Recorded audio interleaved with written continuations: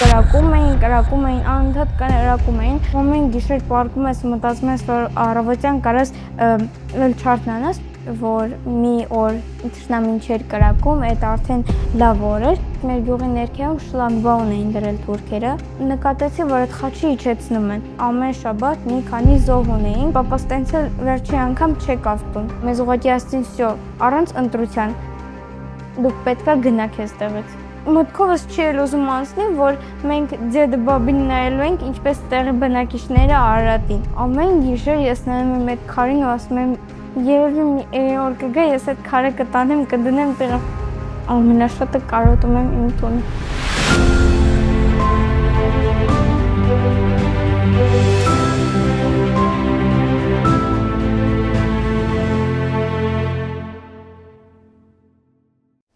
Ես Մանեն եմ Բալայան, 13 տարեկան, ծնվել եմ Արցախի Մարտունու շրջան գյուղ Հերհերում։ Երբ սկսեց բլոկադան, ես 11 տարեկան էի։ Սկզբում մտածում էինք, որ կձգեն մի ամիս, հետո 2, հետո ինչ-որ լուրեր էին հայտնվել, որ մայիսին արդեն այդ բլոկադան կվերջանա, բայց գյուղում այդքան էլ չէր զգացվում, որովհետև ունենք մեր անասունները, մեր այգին ու մենք այդքան էլ չէինք հասկանում ինչա բլոկադան համեմատաբար քաղաքի ժողովրդի հետ։ Մի անգամ, որ եկել էի Ստեփանակերտ, տեսա ոնց իմ տարիքի աղջիկներն ու տղաները կանգնած էին ուշ ժամին հացի հերթում ու սենց ապշած էի, մայրիկիս հարցրեցի, ասի, «Խի սենց բան էլ ա լինում», որովհետև գյուղում այդ հացի պակաս չունեինք, ամեն մեկս մեր տանը թոնիրներ ունեինք ու այդ հացի պակասը մեր համար հացը միշտ կար էլի։ Որ տեսա, եկել էի գյուղի երեխեքին պատմում եմ, ասում եմ, գիտեք, քաղաքում 13 տարեկան տղաներն ու աղջիկները ժամը գիշերվա 2-ին, 4-ին կանգնած հացի հերթում, ուսեն սաղ զարմացած ասում են, ուրեմն այս բլոկադան ինչ-որ լուրջ բան է։ Բլոկադայի ժամանակ ավելի միասնական դարձանք, օրինակ ինչ-որ մեկի, ասենք, այս ինչը բեսոկը շատ էր, այս մեկի ալյուրն էր շատ, իրար հետ փոխանակվում էինք։ Քաղցրի պակասը օրինակ լրացնում էինք մուրաբաներով, մեղրով, մեղրը դե գյուղում կար, որովհետև լիքը մարդիկ մեղրաբուծությամբ էին զբաղվում։ Օրինակ կամ դպրոցում առաջ որ քաղցրավենիքներ էինք տանում ամեն մեկս մեր համար, քիչ էինք դասարանում, 6 հոգի էինք ու դրանից հետո որ բլոկադան սկսվեց ու արդեն էլ չգիտեմ, այնտեղ քաղցրավենիք բան չկար, սկսեցինք մեր այգու մրգերը տանել, ինչ-որ մեկը խաղող էր տանում, սենց փոքրիկ լանչբոքսներում, ինչ-որ մեկը խնձոր ու իրականում էդի լավ հուշեր էին, մեր դասարանից մի հատ տղայի մամա հրուշակեղենով էր զբաղվում ու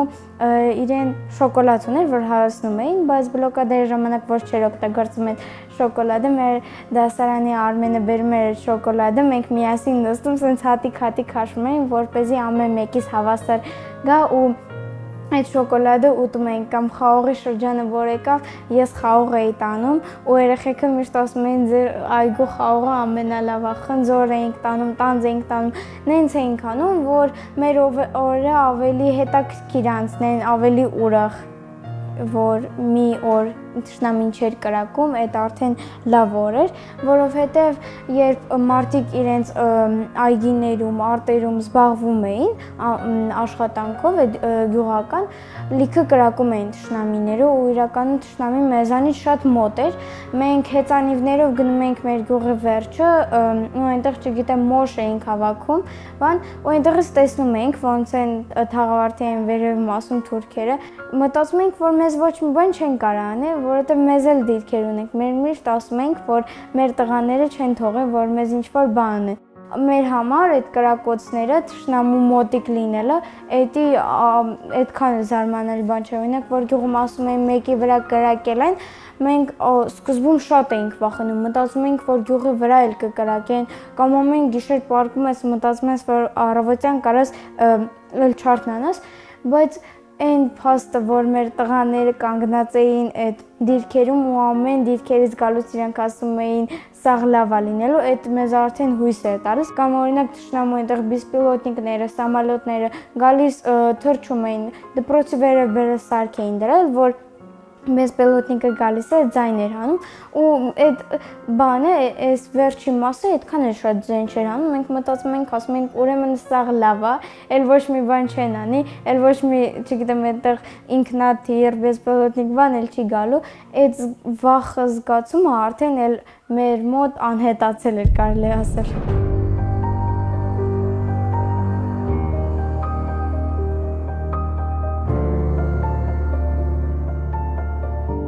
Սեպտեմբերի 19-ին իրականում այդքան էլ սովորական օր չի, ես մի քիչ ավելի ուրախ եմ, որովհետև դրա հաջորդ օրը իմ ծննդյան օրն էր ու որ գնացի դպրոց, սաղ երեխեքը ասի ման է վաղ անպայման գալու ենք ձեր տուն ու մի քիչ տխրել էի, որ այդ քանի որ շաքար պեսոկ բան չկար, մաման չէր կարող տորտ թխել, բայց ես ասում եմ մեկը ոչինչ դուք կգաք մի բան կանենք ու այդ օրը մի քիչ տենց կարելի ասել տարօրինակ անցավ, որովհետև անընդհատ ուսուցիչները մեր մոտ քննարկում էին, որ ամբողջ սահմանագծով համար 1 է, բայց դե համար 1-ը այդքան էլ չգիտեմ ինչ որ զարմանալի բան չէր, որովհետև կարելի ասել ամեն ամիս ամբողջ սահմանով համար 1 էին տալիս, բայց մեզ այդ օրը շուտ բաց թողեցին, մենք գնացինք տուն ու ճանապարհին արդեն մեր տունը մոտ էր դպրոցից, ես հասա արդեն տուն, բայց լիքը երեխաներ կային, որ մնացել էին ճանապարհին, երբ սկսեցին արդեն կրակել 19-ին, քանի որ պատերազմը սկսեց սեպտեմբերի 19-ին ժամը 1-ին։ Մենք սենց վախեցած մտանք նկուղ ու ես սենց մտածում եմ, ասում եմ Աստված ջան, շատ եմ էլի խնդրում, այս այն պատերազմը չլինի, որ մենք զգացել ենք 2020 թվականին, որովհետև այդ նույն զգացողությունն այն որ սիրտդ ինչ որ այն որ համարը չի խփում էլի մոտդ ինչ որ ուրիշ զգացողություններ է, այդ զգացողությունները ես կյանքումս 2 անգամ ապրել 2020 թվի ու 2023 թվին ու ես խնդրում եմ, ասում եմ, խնդրում եմ, այսին պատկերացրած այն պատերազմը չլինի։ Թող ուղղակի մի քանի րոպե կրակեն, բայց կրակում էին, անընդհատ կրակում էին։ Մենք մի 3-4 ժամ նստեցինք նկուղում, հետո հասկացանք, որ անիմաստ է սենց նստել է, այստեղ ինչ-որ մի բան պետք է անենք, մտածում ենք, որ հեսա կգան, կտանեն ինչ-որ ուրիշ ավելի ապահով նկուղներ, որովհետև մեր նկուղը առաջի հարկում էր, կարելի ասել, մեր գյուղի վերևը դիր կար ու այդտեղից էլ էին կրակում, մենք սենց անմիջական տեսնում ենք էլի այդ ամեն ինչ, ավտոներ էին բարձրանում այնտեղ շտապ օգնության բան, ու մենք ասում ենք ամենակարևորը շատ զոհեր չունենանք, գյուղի վրա չկրակեն, մեզ տանը հաց չունեինք, տատիս ասում է պետք է հելնեմ գնամ հաց սարքեմ, թոնիրը դրսում էր, սենց անմիջական, բայց երկնքի տակ ու մենք վախենում ենք, պատուհանից նայում ենք, ասում ենք տատի լավ թող այդ հաց թխելը, ոչինչ, մի օր սոված կմնանք, բա որ քեզ բան լինի, պապիս թոնիրը վառեց, տատի սկսեց հաց թխել, հետո արդեն հարևան կանայք էլ եկան, սկսեցին տատիին օգնել, մեր գյուղում սենց ավանդույթ կար, որ չգիտեմ, հարևաններից մեկը հաց էր թխում, այն մնացած կանայք գալիս օգնում էին, չգիտեմ, այնտեղ թեյ էինք սարքում, այն տաք հացով, պանիրով ուտում էինք ու այդ ամեն ինչը գյուղի իսկական կյանքն էր։ Լուսաբացի վրա, երբ արթնացանք, սկսեցին կրակել գյուղի վրա։ Բայց տների վրա չէին կրակում, փողոցների վրա էին կրակում, որպեսզի մարդիկ վախենան։ Մենք սկզբում բարձրացանք մեր գյուղի վերևի մասը, ընկերուհուս տատիկը այնտեղ էր ապրում, իրենց նկուղ գնացինք, հետո արդեն տեսանք, որ այդ գյուղի վերևի մասի վրա են կրակում, գնացինք Խերխան։ Այդ ճանապարհը, որ գնում էինք, ճանապարհի եզրերում մարդիկ էին կանգնած, ավտոներ, մարդիկ ոտքով գնում էին զրուցելով, ինչ որ մարդիկ աղաղակում էին, լացում էին, իրենց տղաներից լուրջ չունեին ու ինձ այդ պատկերը միշտ ինձ հիշացրել է 1915 թիվը, որ այդ գաղթի ճանապարհ են, որ մենք նկարներով նայում ենք, բացի մեր գյուղից, հերհերից, այնտեղ նաև Թաղավարտից, Կարմիր շուկայից լիքը մարդիկ կային ու այդ մարդիկ կարելի ասել ոչ մի բան իրենց այդ նույնիսկ իրենց փաստաթղթերը չէին վերցրել, մենակ տաք շոր էին վերցրել, որպեսզի երեխաները ճանապարհին չմրսեն։ Սեպտեմբերի 20-ին էլի ժամը 1-ին զինադադար տվեցին։ Մեր ձորակում զոհ չկար։ Մեր Մոնթեյ Մոնթեյ Մարտունին մնաց կանգուն։ Մեր ձորակում ոչ զոհ ունեինք, ոչ էլ թշնամին մտել էր ոչ քաղաք, ոչ էլ շրջան։ Մենք ուրախ էինք, մտածում էինք, որ վերջ բրծավ։ Մտածում էինք, որ կապրենք մեր առօրյա կյանքով, մտածում էինք նույնիսկ, որ հեսա բլոկադան պրծավ, այս ձևով պրծավ։ Այդ ժամանակ գյուղի երեխաները իջանք աղբյուր, որպեսզի ջուր բերենք, այդտեղ նկատեցի գյուղի աղբյուրից, որ մեր բարձունքը այնտեղ դիր կար, խաչ էլ կար ու նկատեցի, որ այդ խաչը իջեցնում են։ Սկզբում զարմացա, մտածում էինք, որ անվտանգության համար է, բայց հետո պապի սկսեց այդտեղի տղերքին կանչել, ձեն չէին հանում։ Նույնիսկ պարում էին, չգիտեմ, մեկ ուղղահայաց էին կանգնում, մեծ հորիզոնական մեկ գծով ու մտածում ենք, եթե մեր տղերքը լինեին, սենց բան չէին անում, բինոկլներով նայում էինք, մեզ բարևում էին, չգիտեմ ինչ-որ շարժումներ էին անում, պապիկս ու գյուղից մի քանի երիտասարդ բարձրացան ու լսեցին, որ աննկատ էլի, որպեսզի իրանք չիմանան, որ իրենք խոսում են ադրբեջաներեն։ Հասկացանք, որ դրանք թուրքեր են, անտառներով եկել են ու այդ իրենց դիրքն են դրել, սկզբում վախենում էինք, գյուղի երիտասարդները գիշերները հերթապահում էին, գյուղի տղամարդիկ ոչ ցերեկն էին քնում, ոչ գիշերը, որպեսզի չմտնեն գյուղ, չգիտեմ ինչ-որ երեխաների վնաս չտան, քանի որ լիքը մարդ կար, ասում եմ, Կարմիր գյուղից, այնտեղ Կարմիր շուկայից, Թաղավարտից, Հերերից, դպրոցում էին մնում, մարզադահլիճում, տենց սաղ լսված ու մենք մտածում ենք, եթե մտնեն, այսքանին կարան շատ հեշտ վերացնեն։ Հետո իջանք մեր տներ, մեր գյուղ, որպեսզի տեսնենք մեր տներից ինչ-որ բան է մնացել կամ այնտեղ փաստաթղթեր, նկարներ հավաքենք։ Իջանք ու այդ գիշեր պապի զանգեց իր մոտիկ ընկերը ու ասեց, որ իրենց գյուղը արդեն հանել են ու մեր գյուղն է մնացել, իսկ մեր գյուղի ներքևում շլագբաուն էին դրել թուրքերը։ Մենք մտածում ենք, որ մտնելու են գյուղ ինչ-որ բան են, ու տենց գիշերվա կես առանց լույսի, առանց բան, ինչ ձեռներիս եկավ, տաքշոր, մի քիչ ուտելիք, որովհետև մտածում ենք, որ ճանապարհին կմնանք, այնտեղ կգնանք քաղաքում կմնանք։ Մենք երկկողմանի շրջափակման մեջ էինք, թուրքերը խզել էին Մարտունու Ստեփանակերտի կապնել ու մենք ոչ մի լուրջ չունենք ինչ է կատարվում քաղաքում։ Նույնիսկ հայրիկս Կարմիր գյուղի մոտ դիրք ունեին, մենք 5 օր ոչ մի լուրջ չունեինք, մեզ արդեն զանգել էին շրջկենտրոնից ու ասել էին, որ դուրս եկեք։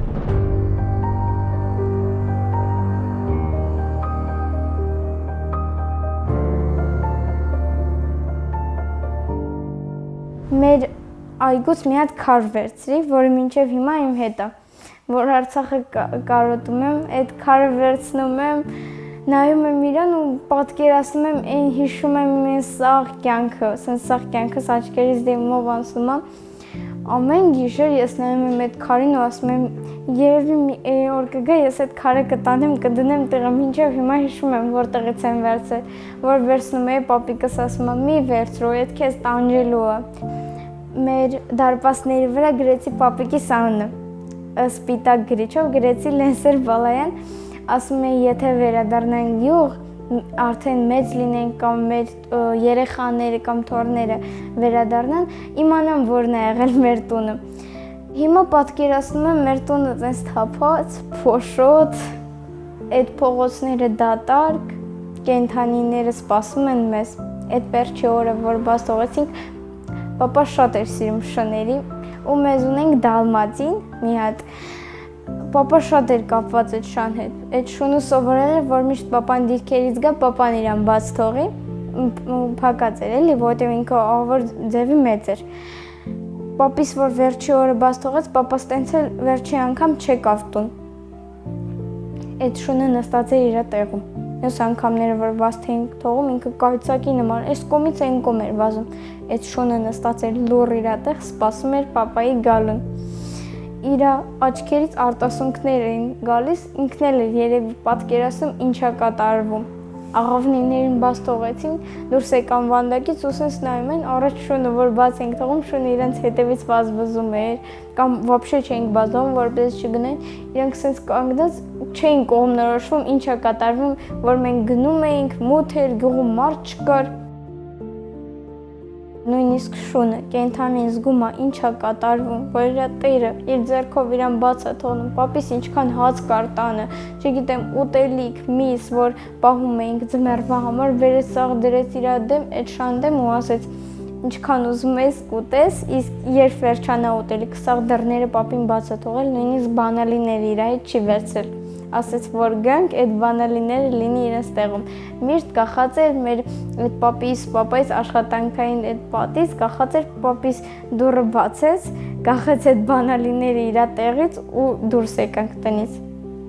Մեր տնից ինձ մնացած միակ բանը այն է, որ Արցախ TV-ն եկել էր 2016 թվին նկարել էր մեր յուղը, մտել էին մեր տուն ու նկարել էին։ Ես այդ պահը սկրինշոտ էի արել ու հիմա նայում եմ այդ տանը, ասում եմ հիմա որ մարդիկ հարցնում են ձեր տուն, ասես ցույց տամ, բայց մեր տնից այնքան բան է փոխվել, այդ կարելի ասել այդ 7 տարում այնքան բան է փոխվել։ Տունը վերանորոգել էինք, մեր այգին սիրուն սարքել էինք, ծաղիկներով բանով ու չգիտեմ Էդ է իմ միակ սփոփանքը, իմ քարը ու այդ նկարը։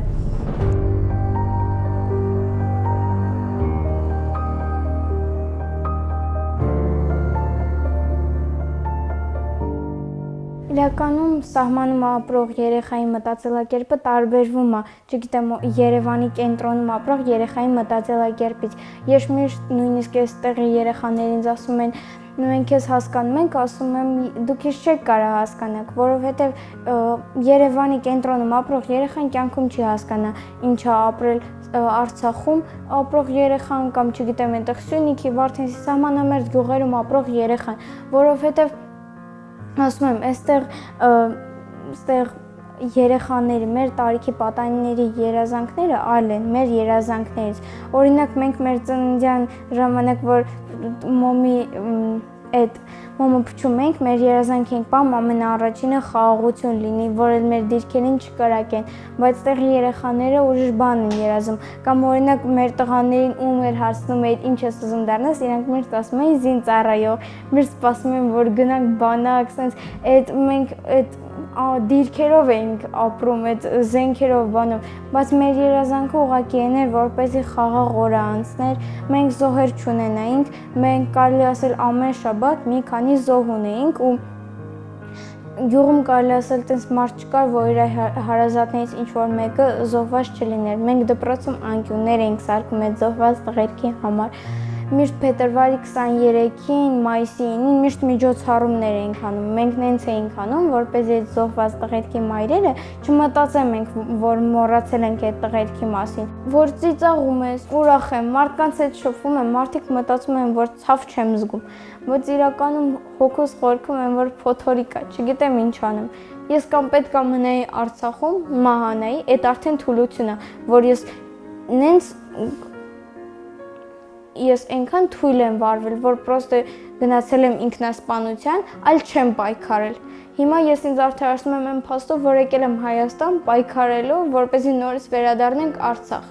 Մտքովս չի էլ ուզում անցնի, որ մենք ձեդը բաբին նայելու ենք, ինչպես տեղի բնակիչները Արարատին։ Չեմ ուզում էդի պատկերացնեմ, որ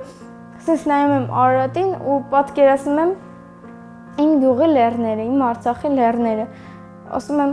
համ Արարատից եմ ներողություն խնդրում, համ Արցախի լեռներից եմ ներողություն խնդրում միանգամից։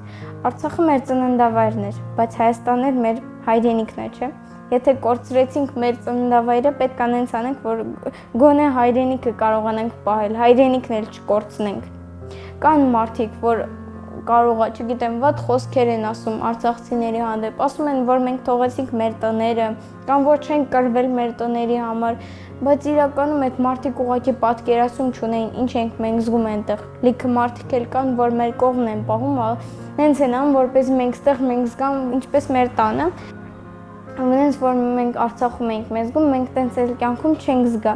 Թող մարդկանց չթվա, որ արցախցիները իրենց երջանիկ են զգում Հայաստանում, որովհետև ոչ մի արցախցու համար Արցախից այն կողմ կյանք չկա։ Մենք ուղղակի ստեղ կարելի ասել գոյատևում ենք։ Ավելի վատ են գոյատևում, քան բլոկադայի ժամանակ, որտեղ բլոկադայի ժամանակ մենք մեր տանն էինք, հույսով էինք, որ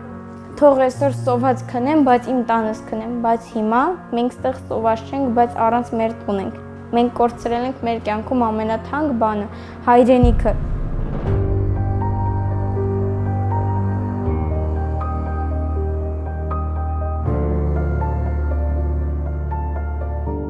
Լիքտեղ պատերազմներ կան։ Ես նայում եմ օրինակ Պաղեստինի այդ Գազայի երեխաներին ու իրենց մոտ որ ահավոր վիճակ կա, երեխաները արյունոտ քայլում են,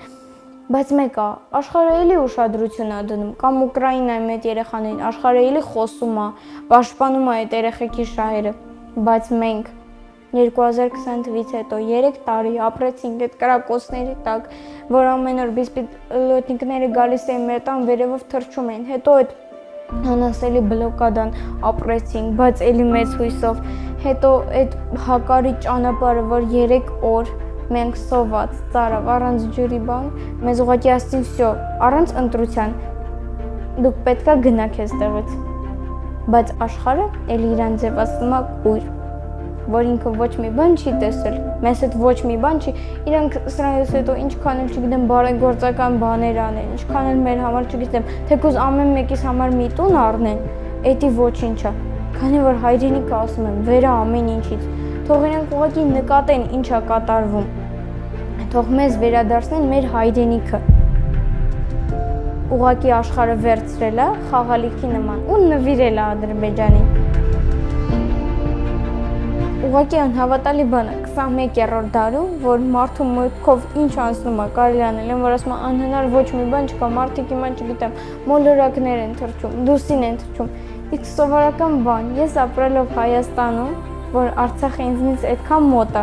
ես ուզում եմ գնամ Արցախ, բայց ես էդի չեմ կարողանում, ու էդի չի կարողանում ոչ ոք։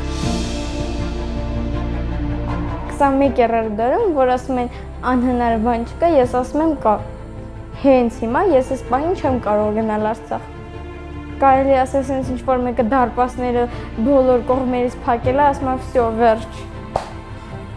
Ես հիմա sense խոսում եմ, բայց ես իմ ապրած զգացմունքների ընդամենը 1%-ն է։ Այն 99%-ը ես ուղղակի ոչ իմ բառերով կարամ արտահայտեմ, ոչ իմ շարժումներով։ Էդի ուղղակի նենց զգացմունք է, որ մնում է սրտիդ մեջ։ Ամենաշատը կարոտում եմ իմ տուն։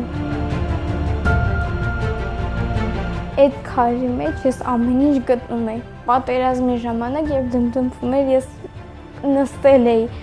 պատի մոտ ու լացում էի։ Ես այդ ժամանակ արդեն զգում էի, որ ես այդ պատերին հրաժեշտ եմ տալու։ Ես պրոստը կարելի ասել գրկել էի, չգիտեմ, համբուրում էի այդ պատերը։ Ոբին ասում էր հելի, մի տանջի քեզ, ոչինչ, այդ կարոտում եմ մեր իմ տունը։ Առաջին հերթին։ Ահա շատ կարոտում եմ։ Տունը էլի որ մի կողմ, բայց այն տղերքը, որ մնացին Արցախում։ Այդ անասելի ցավը, որ դու ուզում ես գնաս։